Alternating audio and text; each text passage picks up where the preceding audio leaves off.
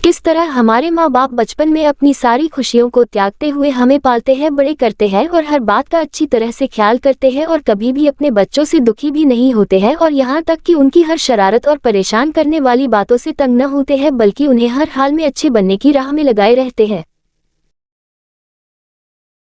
लेकिन जैसे वक्त के करवट के साथ समय बीतता जाता है और यही बच्चे बड़े बन जाते हैं, पैसा कमाने लगते हैं और खुद को इतना बड़ा समझने लगते हैं कि उन्हें अपने स्वार्थ के आगे कोई नहीं दिखता है, ऐसे में उनके वही माँ बाप बोझ भी लगने लगते हैं और बुढ़ापे में माँ बाप की सेवा करने और उन्हें खुश करने के बजाय उनमें ही दोष निकालने लगते हैं। ऐसे संतान होने ना होने के बराबर ही होते हैं जो बुढ़ापे में अपने माँ बाप की सेवा नहीं कर सकते हैं, दो वक्त समय निकाल कर उन्हें साथ कुछ पल नहीं बिता सकते हैं। ऐसे बच्चे माँ बाप के बुढ़ापे की लाठी बनने के बजाय उल्टा माँ बाप को बोझ समझने लगते हैं।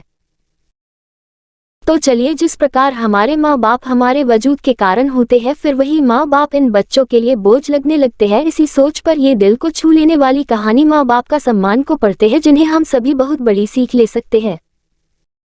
एक 80 वर्षीय व्यक्ति अपने 45 वर्षीय उच्च शिक्षित बेटे के साथ अपने घर में सोफे पर बैठा था। अचानक उनकी खिड़की पर एक कौवा बैठ गया। पिता ने अपने बेटे से पूछा, यह क्या है? बेटे ने जवाब दिया, यह एक कौवा है। कुछ मिनटों के बाद पिता ने अपने बेटे से दूसरी बार पूछा, यह क्या है? बेटे ने कहा, पिता, मैंने अभी आपको यह एक कौवा है कहा है। थोड़ी देर बाद बूढ़े पिता ने फिर से अपने बेटे से तीसरी बार पूछा, यह क्या है? इस समय बेटे के स्वर में कुछ जलन महसूस हुई। तब उसने अपने पिता से झुझलाते हुए बोला, यह एक कौवा है, एक कौवा। थोड़ी देर बाद पिता ने फिर से अपने बेटे से चौथी बार पूछा, यह क्या है? इस बार बेटा अपने पिता पर चिल्लाया, आप मुझसे बार बार एक ही सवाल क्यों पूछते रहते हैं? हालांकि मैंने आपको कई बता चुका हूं कि यह एक कौवा है, क्या आप इसे समझ नहीं पा रहे हैं?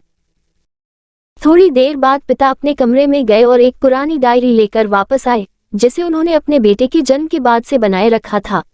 एक पेज खोलने पर उन्होंने अपने बेटे को उस पेज को पढ़ने के लिए कहा।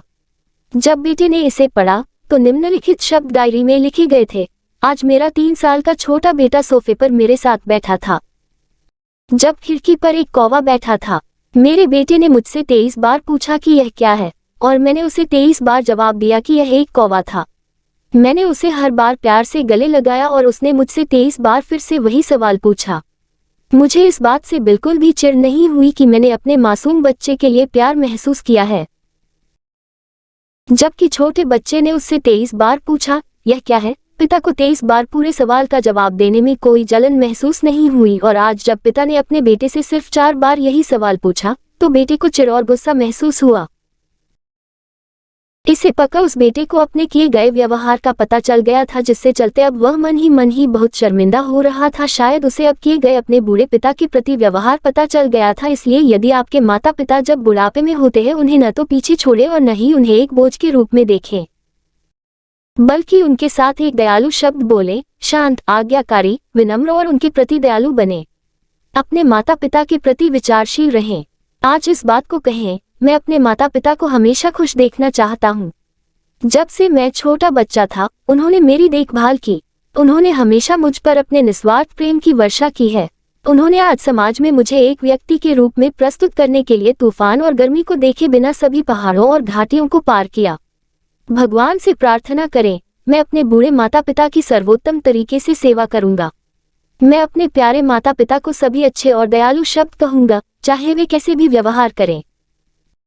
तो आप सभी इस कहानी को पढ़ने के बाद सीख जरूर मिली होगी। तो आपको ये कहानी कैसा लगा, कमेंट में जरूर बताएं।